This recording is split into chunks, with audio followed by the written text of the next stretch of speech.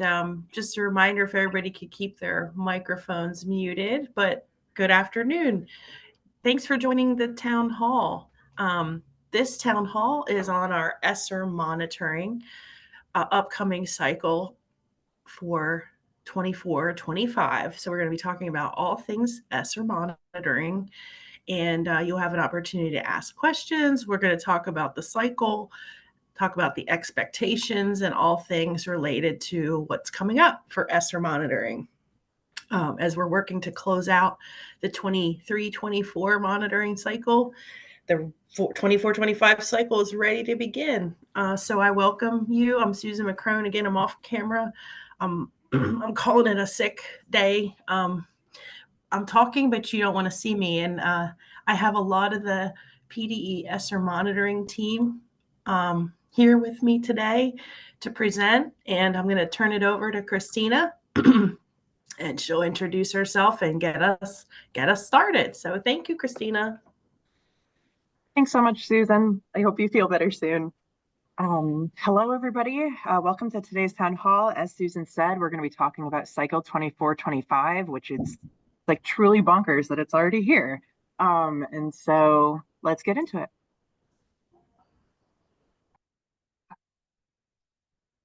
We are going to start off with some quick introductions. And so my name is Christina Capello. I am the monitoring senior manager. I've got nearly 15 years of federal grant compliance experience, and that has translated really awesomely to the ESSER grant program. So it's been great working with y'all. We may have met at the PASBO conference or PAFPC conference. Excited to be here today. Joe? Christina. Hi, everybody. My name is Joe Simon. I'm a monitoring manager for PD on this ESSER monitoring venture. I've got around 14 years of experience in federal grants and compliance. I'm a certified government financial manager, as well as a certified grants management specialist and a project management professional as well. Really excited to be with you to discuss some of the changes in our the monitoring cycle that we're looking forward to. Pass it to you, Bobby. Thank you, Joe. Hello, everyone. My name is Bobby Harper. I am also one of your ESSER monitoring managers here. I'm also a certified public accountant with a background and experience really serving several states and local governments and grants management, grants compliance, and really excited to talk about our new monitoring cycle for ESSER.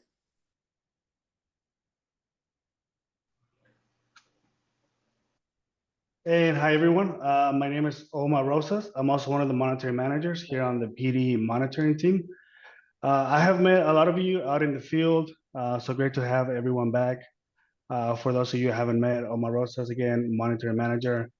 I have a background in grants management, so probably been doing this for about 7 years now. Before that, I have some regulatory and auditing experience and federal banking requirements and compliance. So I've been in the compliance field for close to 14 years now. So we're happy to be here. And Okay, on to the agenda. So we've got 4 things to cover with y'all today. We've got our objectives, we've got some ARP-ESSER background and reminders. The largest portion of this presentation will be what to expect in ESSER monitoring cycle 24-25, which is obviously the question that's on everybody's mind. And then we'll take some questions. So we'll answer as much as we can here. Feel free to also throw any questions in the chat. If you're not ready to come off of mute, we take all of those questions from the chat, write them down, and answer them in a frequently asked questions document that will be released later. The information in this deck will also be provided after the fact. So no need to take super detailed notes. You can listen. This will be available on the PDE website. Okay, so objectives. So first thing we're going to do is we're going to talk about some deadlines and reminders. So we're going to take a look at that monitoring timeline, a slide that y'all have probably seen many times before, but talking about some milestones that are much more relevant now as we are getting into this last year of ESSER funding. And then, as I said, the second part of this presentation is sort of what to expect in cycle 24-25 monitoring. And these last 3 columns will be included in that part. So we are going to talk about our risk assessment and the changes that we made to it.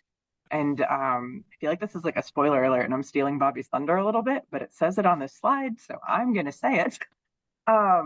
We are focusing this year on a lot of folks who have not been previously visited before. So if you have seen us for 1 or even 2 years in the past, there is a chance that we will not be visiting your lovely towns this year. And if you haven't seen us before, we might be making a pit stop in your hometown. Second up, we're going to talk about visit scheduling process. And so what does the scheduling process look like, and some tips and tricks for what you should do, like how you should gather your information if you are going to be receiving a visit.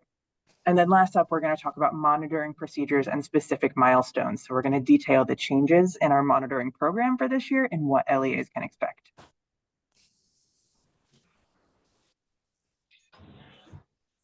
So on to a timeline slide, which when we originally started sharing this slide was like, 3 years.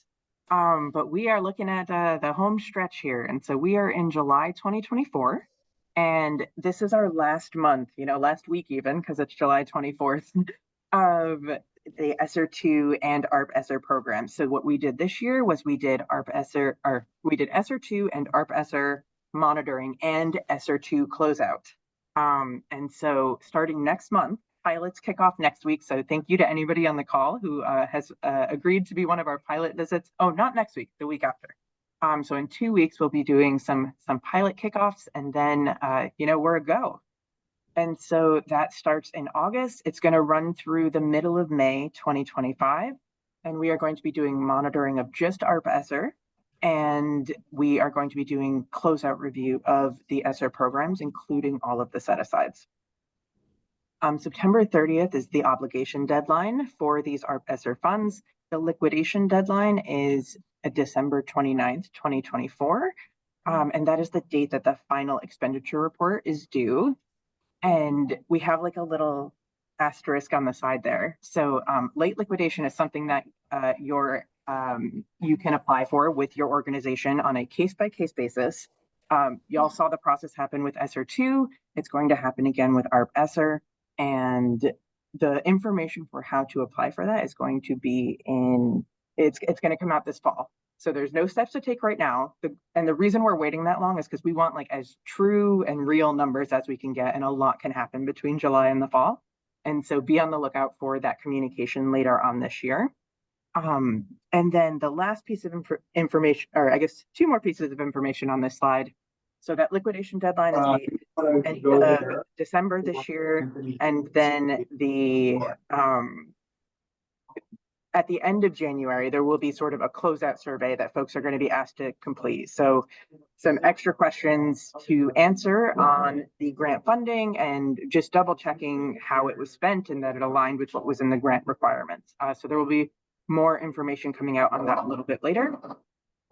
The single asterisk on the left hand of this slide, which I missed a little bit earlier, if you're wondering what is going to be included in that ARP ESSER monitoring, like the date and time frame of the expenditures, it is going to be from the earliest possible date that it could be is March 13th, 2020, which is the earliest date of ARP ESSER funding that it is eligible to be used. However, if you have received a visit before and a chunk of that has already been monitored, the period that will be reviewed will be like right after that last chunk, like the amount that's already been reviewed. We will not review that again. So if you are getting a visit for the absolutely first time, the review can go back to March 2020. But if you are getting a visit for a second or third time, it probably will not go back that far. It will just go back to wherever we stopped reviewing last time. All right. Next slide. We know there's a lot of content on this one. So we're getting to the end. Funding is all going to be spent. We're moving towards closeout. And what we're going to need to make sure of is that that funding was spent in the way that it was supposed to be spent.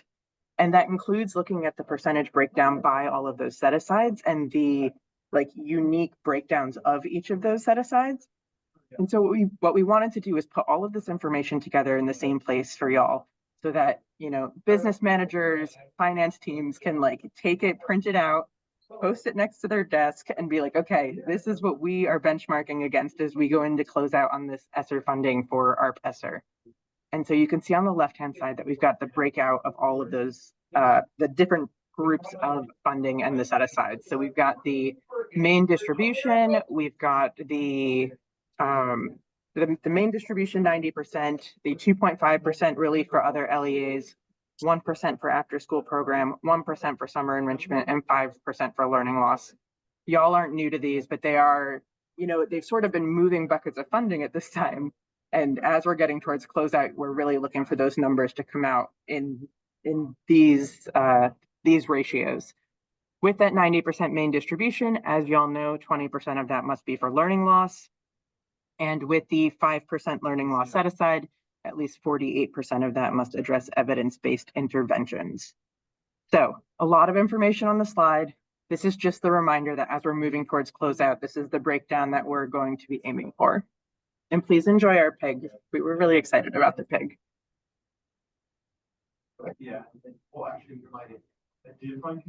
All right, so they've given me the beginning and the end of this presentation, and now it's on to Joe to talk about the changes overview. We'll check in with Christina in a few. Everybody, it falls to me to discuss what is changing in cycle 24-25. But just a quick note on what is not changing. This is still monitoring on audit. Primary objective of monitoring is to identify opportunities for technical assistance. And the secondary is to make sure that we avoid the big risk in grants, which is that funds get spent on things that they were not intended to be spent on. So a couple of things that are different. You can see we've split them up by monitoring, closeout, and technical assistance. Monitoring, the first thing up, time and effort testing.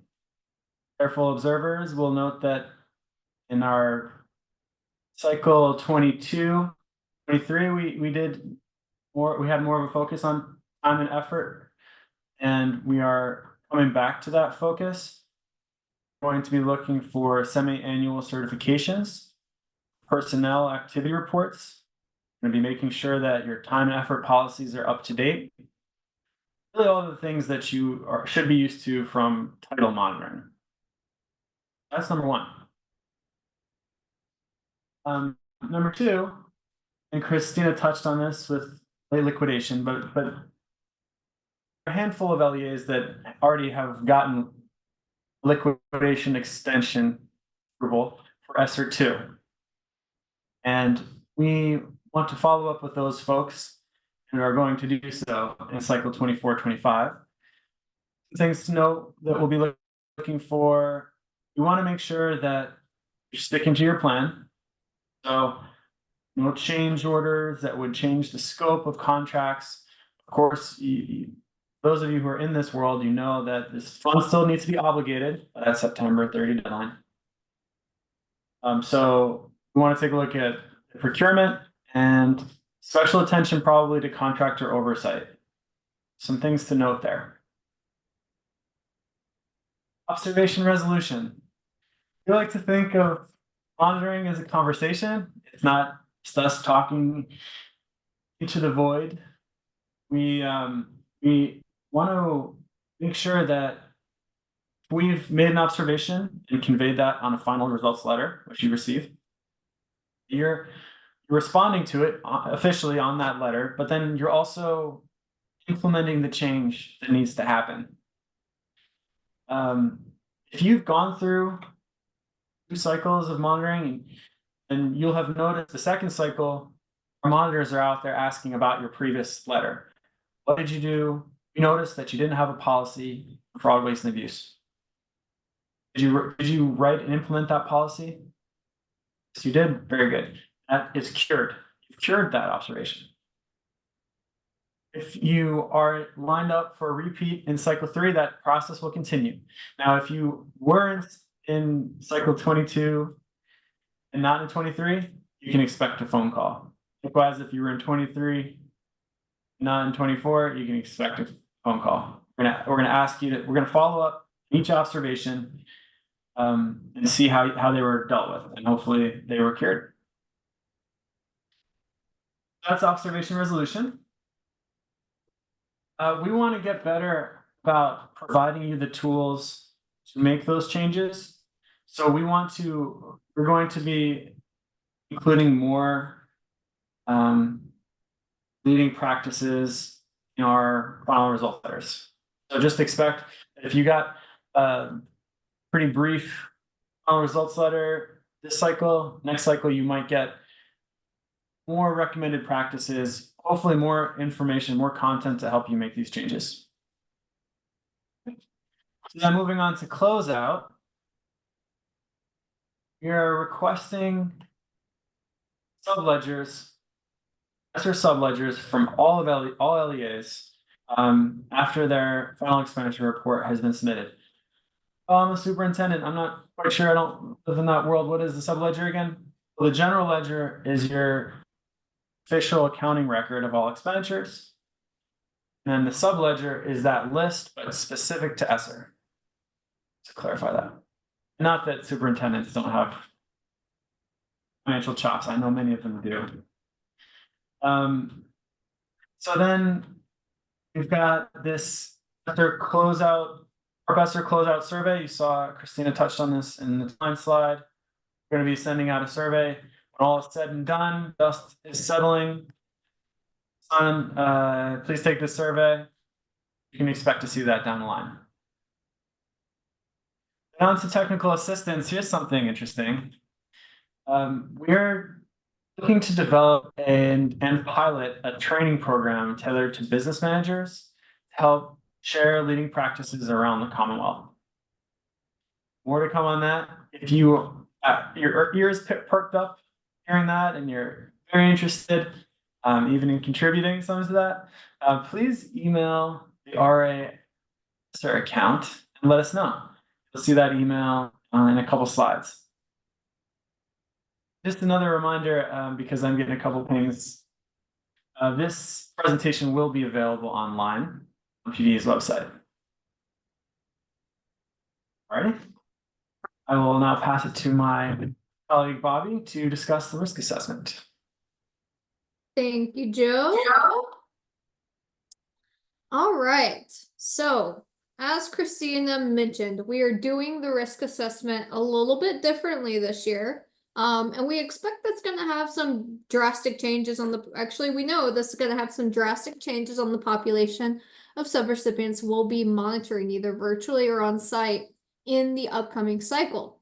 The most notable change is where we're really applying the weights. We have included a number of different programmatic, compliance, and fiscal risk factors that indicate risk in subrecipients.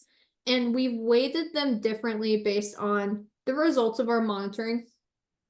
So previous years, you'll notice some of our larger funding allocation school districts and charter schools were year over year included in the visit population. And that is intentional, actually, by design to make sure that those with the highest grant dollar amount were monitored early on. With greater dollars often equals greater risk. Along with a combination of other risk factors. This year, our highest weighted risk factor is putting a lot more weight on the population of subrecipients that live to date have not received an ESSER monitoring visit. So if you were part of that population that have successfully been able to avoid us in the past 2 monitoring cycles, you may be getting a visit this year. And we'll talk about kind of what you can expect from a timeline perspective here in just a moment.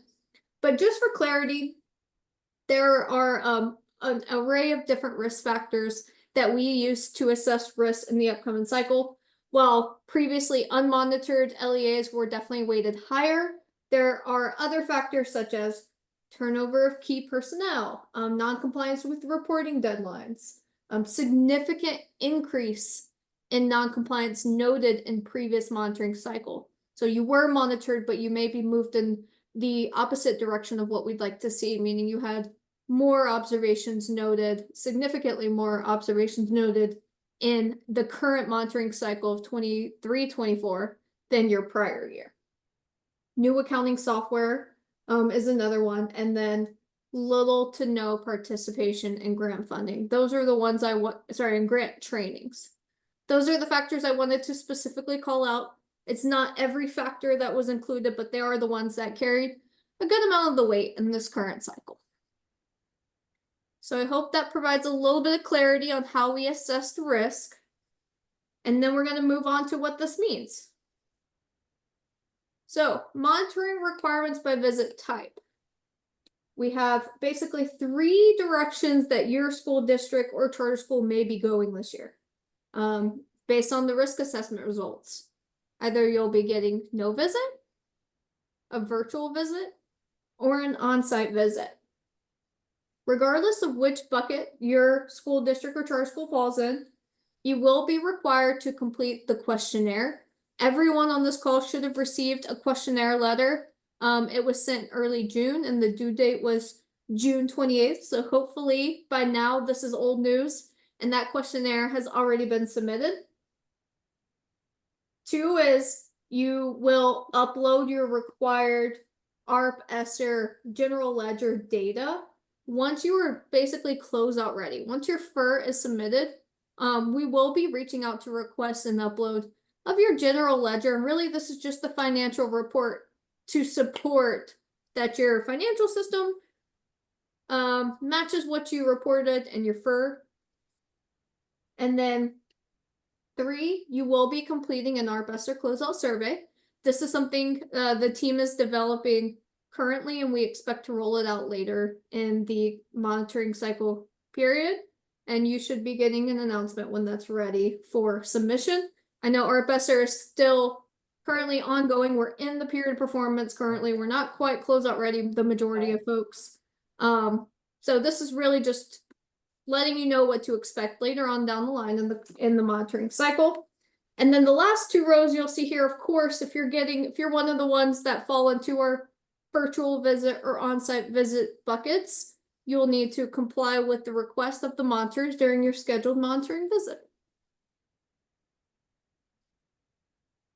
All right, so I'm sure everyone's wondering now, especially given the change in the risk assessment, am I getting a visit? How do I know? When can I expect outreach? Who do I reach out to get answers to this? Well, there are, this is really an outline of the scheduling overview for the current cycle. So we're going to be doing scheduling of monitoring visits in 3 batches this year, focusing on those subrecipients that are determined to be closeout ready first. As Joe mentioned, our monitoring procedures include a bit of a closeout review to reconcile the final expenditure report. Sorry, I might use the term FER, and I realize not everyone uses that term, so I'll try to say the whole word instead of the acronym going forward. But our monitors will be reconciling that final expenditure report against your general ledger to make sure that there's no variances in what your accounting system says you spent from what you're saying you spent in your final report. So because of that closeout scope, we want to make sure we're prioritizing those that are ready for that kind of review from a closeout lens first. So we have already started batch 1 of scheduling. There were about 50 subrecipients who were included in batch 1 and would have received the scheduling letter that went out late June. And the way that we assess closeout ready for batch 1 is basically by looking at 2 different programs and determining if the subrecipients were closeout ready for either program. For the majority of those in that 50, they were closeout ready for their 90% ARP ESSER allocation, that 990. And that means basically either the FER was submitted for 90%, or there was quarterly reporting data in March 2024 that showed full program spend. And the rules basically for program spend are once you've fully liquidated your grant allocation funding, within 30 days, you're required to submit the final expenditure report. So if you're part of batch 1, that's why. It's for 90%. You've either submitted the final expenditure report or you've reported full spend to us for 90%. There's about 4 subrecipients in that population that are there because they only received the 2.5% allocation and met the same closeout readiness criteria for that program. Now, the timeline for monitoring of batch 1 is going to take place August 5th through October 18th. So about 2.5 months of monitoring for batch 1 before we'll pull our batch 2 population of new subrecipients that we identify as closeout ready. And those closeout ready population for batch 2, you can expect the scheduling letter to go out around September. And the visit timeline for that population will likely be mid-October through the end of the year of December.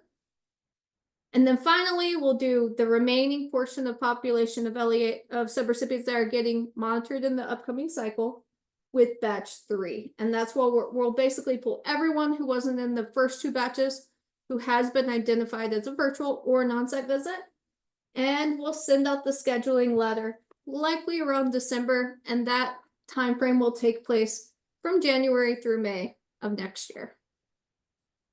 Now, we're not posting like a public list of all the subrecipients and whether or not they're getting a visit, but we are more than happy to answer any questions from subrecipients who are curious to know if they're getting a visit. And we have a mailbox, which is listed here at the bottom of the slide, RASR mailbox. The team is ready and willing to respond to questions around whether or not your specific entity is getting a visit, or if you're a management company that oversees several entities, we'll be more than happy to give you that comprehensive list of those subrecipients that you manage. And if I see any in the chat pop up, I'll take note of that, and we can make sure we get back to you via the RASR account email to make sure we get your answer on whether or not you'll be expecting a visit in the upcoming cycle. That list is finalized. Okay. Now that we've gone through the scheduling component, let's say you're one of the 243 subrecipients who are expecting a visit this year. What is the timeline? Well, to kick us off, you will have the questionnaire completion, just like actually every subrecipient of ARP ESSER has to complete. So you'll make sure you completed the questionnaire in FedMonitor, as that is going to be a document the monitoring team will look at in preparation for upcoming monitoring visits. Then you'll get a scheduling letter sent. Like I mentioned, batch 1 was already sent. The future batches will be upcoming. That will have a hyperlink that will allow you to self-select your preferred monitoring visit date in the ranges we explained. And then you'll get an announcement letter. This will happen at least 30 days before your scheduled monitoring visit. And it'll have a comprehensive list of all the documents that may be required during the visit. And it'll also identify which of those documents are required to be provided to the monitoring team prior to the visit, at least 2 weeks prior to the visit. And that will be just the initial documentation. Think policies and procedures, for example. Then you'll have an introductory call that your assigned monitoring team will reach out to schedule this introductory call. And basically they'll talk about what to expect during the visit, the timeline, the agenda, and maybe if it's an on-site visit, ask about logistics and travel questions. And this will be a good time to ask any questions that you have about the upcoming monitoring visit. And for the final step before I pass it back over to Joe to wrap us up here is the preparation for monitoring. After your initial meeting, the team coordinator assigned to your visit will reach out with the detailed request list of, hey, we saw that you spent the money here. We're gonna need these types of support documents to perform monitoring so you have a little bit of a heads up and can start gathering those documents. And then I'll pass it over to Joe. Appreciate it. Now we'll catch it. So coming on to step 6, and now we're ready for monitoring week. This is the stuff that puts me over the edge. Thank you, Oscar Torres. So the monitoring week is going to start off with a kickoff call. We'll discuss your experiences with ESSER funding. We will clarify any remaining questions you have about monitoring, but at this point, you really should know why we're there and what we're going to cover. We will schedule check-in calls daily to discuss expenditures selected from in our sample testing. And we will always wrap up with an exit meeting, which is a high-level discussion of what we've seen. Give you a chance to respond to our initial thoughts on what observations we'll end up sending you, if any. And then we're on to monitoring week is done, and we're going to send you a feedback survey. Practice what you preach in terms of continual improvement. We want to get better at this too. And so we'll send you this survey, and feel free to be brutally honest. Talk about the details of your experience with your ESSER monitors, so we can get better too. And we're on to the final results letter. And as I mentioned, that's where all of these observations live. We'll send this letter with each observation will have a recommendation. It will have a regulatory basis. We'll cite what regulation we are leaning on. And then we'll ask you, LEA, to respond to each observation, as I mentioned before, with a corrective action. This is what we're going to do. You didn't have this policy, the fraud policy, I think I mentioned. So that's observation. The corrective action would be, well, we've got this policy, we haven't been able to get it through board approval. This person is going to present it to the board, and we anticipate having it approved by the state. So who, where, when, why, and how. And then we're on to, when we send the final results letters, in our final review, we determine which LEAs we want to offer technical assistance to.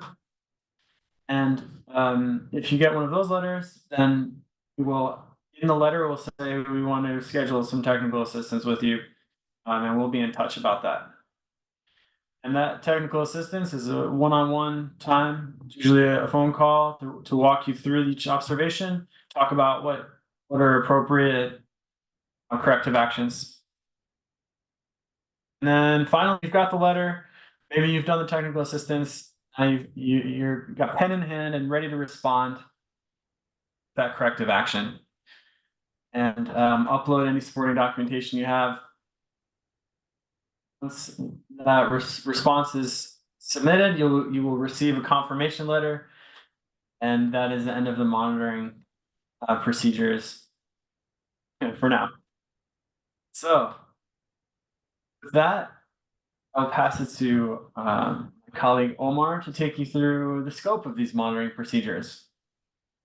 Omar? Let me just get off mute here. Thank you, Joe. Once again, the slides are available on our website. The link has been shared on this chat. You kind of heard the overall process of what to expect in the next monitoring cycle. Again, a lot of you have not been monitored.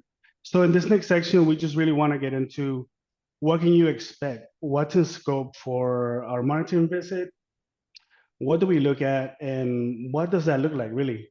So really, if you remember at an earlier section, the piggy bank, we have the ARP-ESSER 90%, the learning loss set aside, the after school set aside, and also the 2.5 set aside. So you have summer and after school programs as well. We're going to be looking at those 5 programs. So where we'll start is that's in scope for the programs, 5 programs. We really verify compliance against, we have 6 criteria, right? So we look at 2 CFR 200, Anytime any sub-recipients receive a federal grant, you're familiar with this. There are certain stipulations on 2 CFR 200 that must be followed. We look at the sub-grant agreements between PDE and the subrecipient, the LEAs, just to make sure we understand what expenses are allowable, what are some of those terms and conditions of the subaward, as well as we cross-check against the Department of Education guidance. There's quite a few policies out there, policy guides that the ESSER program has issued through the Department of Education, also 34 CFR in some instances, depending on the cost type. PDE guidance also has a lot of guidance out there on its website. So making sure that you follow that as well. So we'll cross-check against that. We're also looking at your own policies. Did you make these purchases, these procurements, according to your own established policies? Are they board approved? Do they contain everything that's going to make you compliant with federal requirements? So that's where we'll start. We'll start looking at those policies and also leading practices, best practices. So those are some of the things that we're going to be able to like cross-check your expenditures and give you best guidance in the form, like Joe mentioned, in a final results letter. So we'll walk you through the whole process should we identify any gaps and give you those remedies. To get into it more specifically, we start by getting your expenditures for each of the 5 programs, 5 or 4 programs, or even less, depending on what's in scope, what you were awarded, what you actually selected to receive. I know some LEAs received maybe only the set aside, some IUs that we're going to be looking at. So we'll take a look at those claimed expenditures, really recalculate those claimed expenditures in your subledgers, and making sure those align to the awarded amounts in your subgrant agreement and your Schedule B budget. Once we align that, we recalculate it, we have an idea of what you spend the funding on. We sort of look at just a reasonableness check to make sure that everything aligns and that everything is potentially allowable. So we want to make sure we see the expenditures by line item breakout, and that's when we recalculate, we select a sample based on that information. We look at allowable uses. That's one of the big tests that we do. And we ask 3 questions really anytime we're looking at allowable uses. Were the funds intended to prevent, prepare for, or respond to the COVID-19 pandemic? That's the first step. We look at if something seems outside the line of that, then it raises questions. So making sure that you have allowable expenditures charged to ESSER. Another question is it authorized for ESSER? The Department of Education has some guidance out there where it outlines what expenditures are allowed, what are not, and PDE website as well. And is it necessary and reasonable to respond to the COVID-19 pandemic? So some of those things to think about as you're finalizing ARP-ESSER and the set-asides. From that, once we determine allowability, we look at your supporting documentation. We take a look at items such as purchase orders, invoices, proof of payment, just to make sure that your expenditures are supported. If any of that was procured, we look at your procurement documentation. We really try to look at each type of expense, starting with your micro purchases, then going on to your quotes, as well as RFPs or sealed bids. So we look at the whole process to make sure it follows federal guidance and your own policies. For any larger contracts, we look at oversight, making sure that was, just closing the chat here, making sure that the contract oversight was performed, that you ensure that you were out there overseeing the contract build schedule, making sure it's conducted according to specifications. Equipment management, we'll look at your inventory records, physical inventory. If you perform that, that's biannual, so we'll take a look at that. Your depreciation schedule, just making sure that if you dispose of any asset, or if you have any asset that is valued correctly. So documentation is very important. And closeout, we really do a reconciliation of your ledgers, FERs, and subgrant agreement, just to make sure it all ties out. It seems like we have a few minutes left to get into the QA, so I'll go through the next slide quickly on closeout.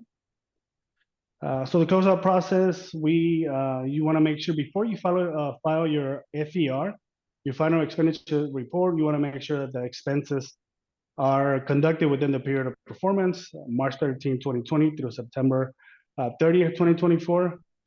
Make sure that those expenses that are recorded in your subledger, in your ledger, don't contain any variances of greater or equal 20% of any line item by function code. So making sure that if you have any variances exceeding that 20% up or down, to submit a budget revision. We talked about allowable uses, asking those 3 questions. Necessary, reasonable. Does it help you prevent the COVID-19 pandemic? And then is it an authorized use? Make sure you have supporting documentation for all your expenses.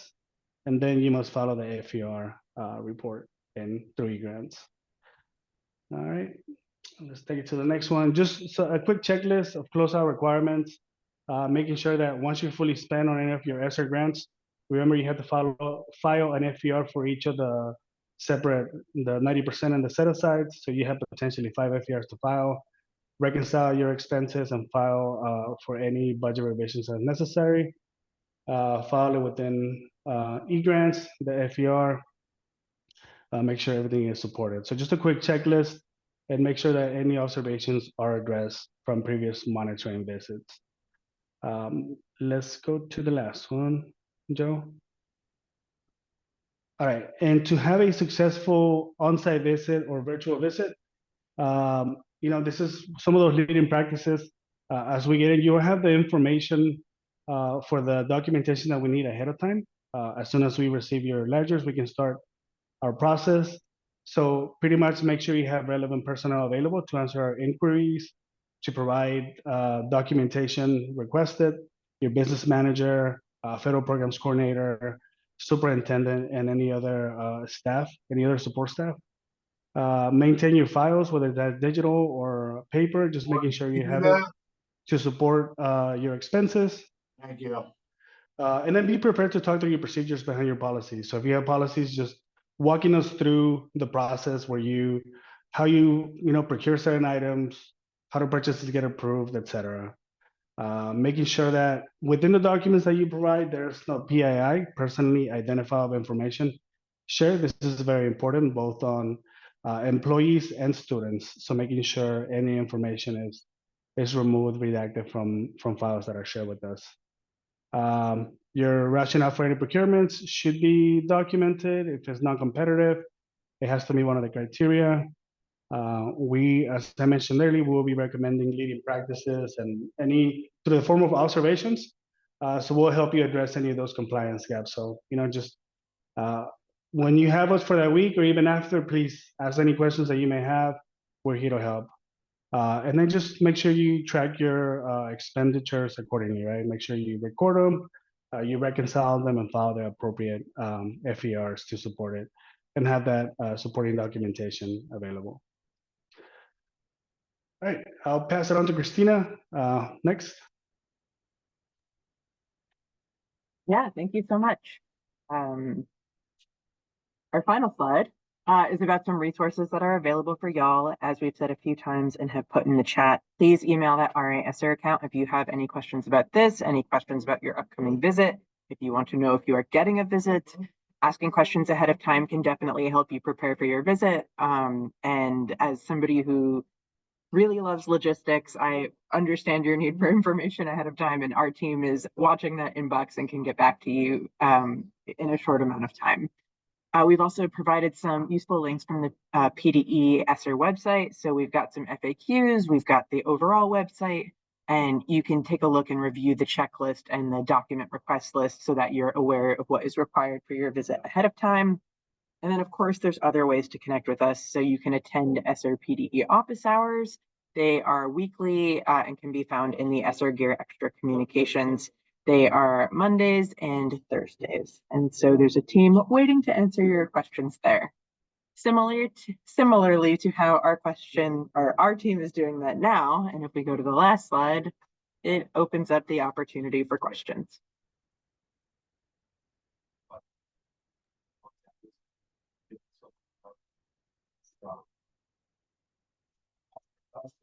All right. Yep.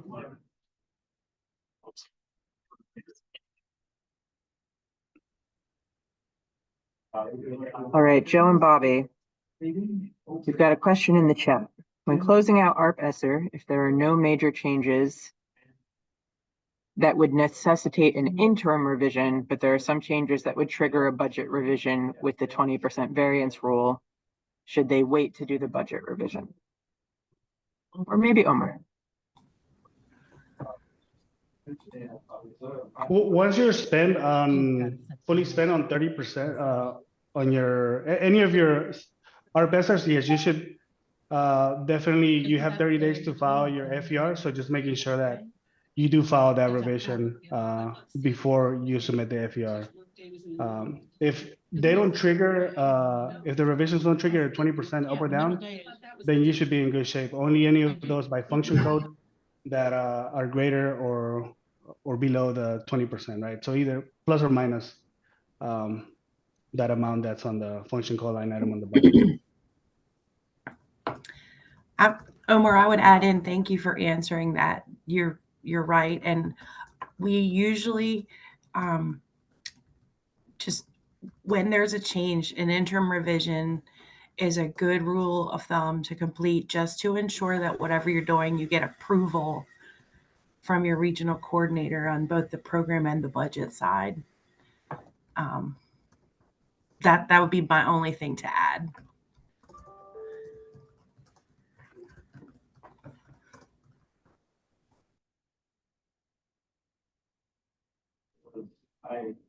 Thank you, Susan. Then the next question is, when will the survey be available in FedMonitor? I tried to create a draft, but nothing came up.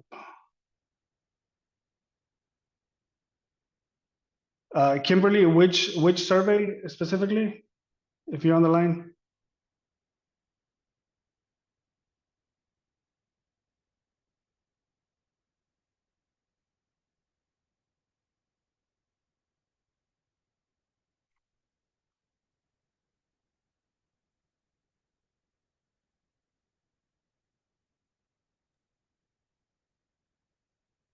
All right, while we wait for the answer to what survey it is, I see a question about, oh, hang on. May have it wrong. Maybe there isn't a survey. So there was a questionnaire that came out within the last few weeks. So if you filled out the questionnaire survey, should be good to go for now. There's a few other surveys of there's like a town hall survey. Actually, if we go to the next slide and you want to fill out a survey on this town hall, we would love your feedback on it. There's also a survey after the monitoring visit. Is there another survey right now though? I think not that we can think of, but if we figure out the answer between now and the FAQs, we'll go ahead and put it in there.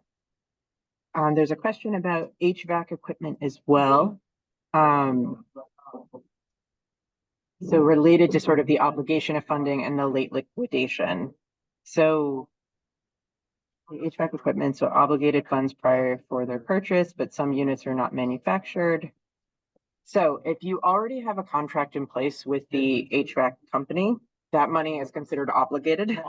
And so if it is out the door by December 31st, you're doing good, or December 29th, you're doing good. If you think that money won't be out the door until after December 29th, based on the manufacturing delays, you're going to want to submit a late liquidation request when that information is released in the fall. It does say you plan to be able to pay for them by December 31st, and my fingers are crossed for you. The purchase order is sufficient to show obligation.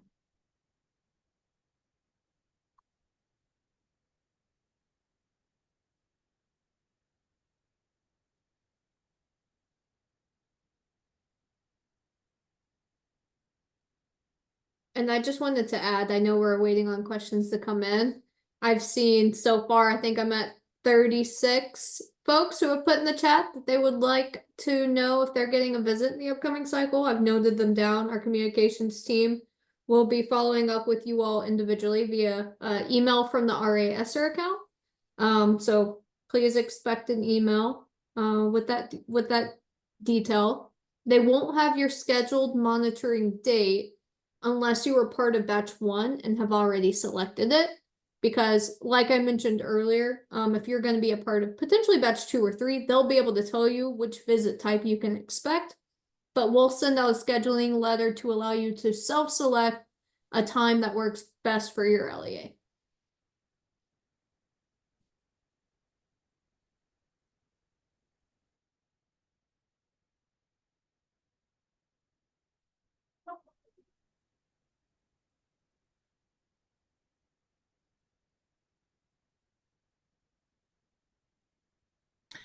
Bobby and Christina, Sue's asking if there's a URL in addition to the QR code for the the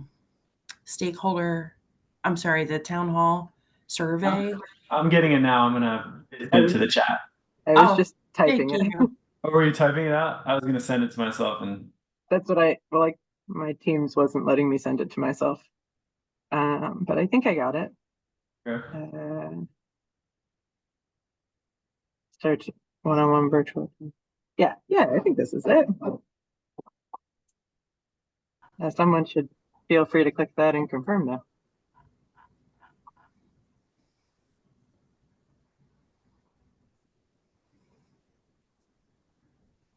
I also got a direct message during the presentation about documentation, the necessary documentation for when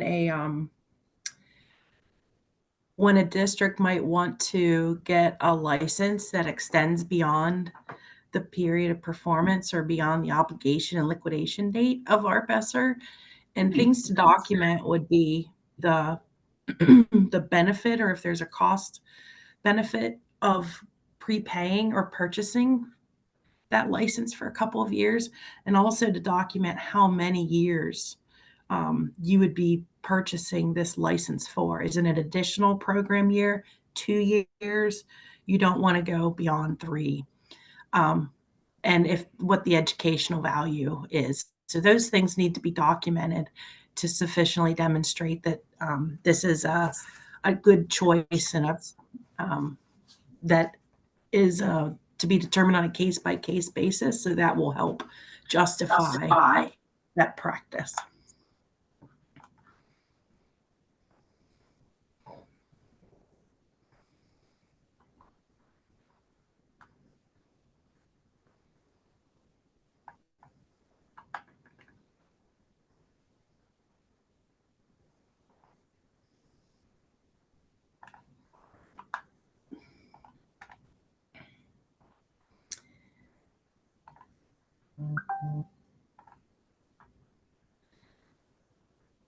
Okay, well, we are right at nearly 2:30.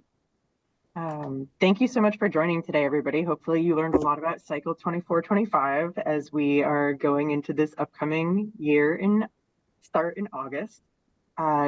Please feel free to reach out to that RA-ESSER monitoring account. We will look to double check that we didn't miss any questions in the chat. And Bobby and team will get back to you if you are to receive a visit.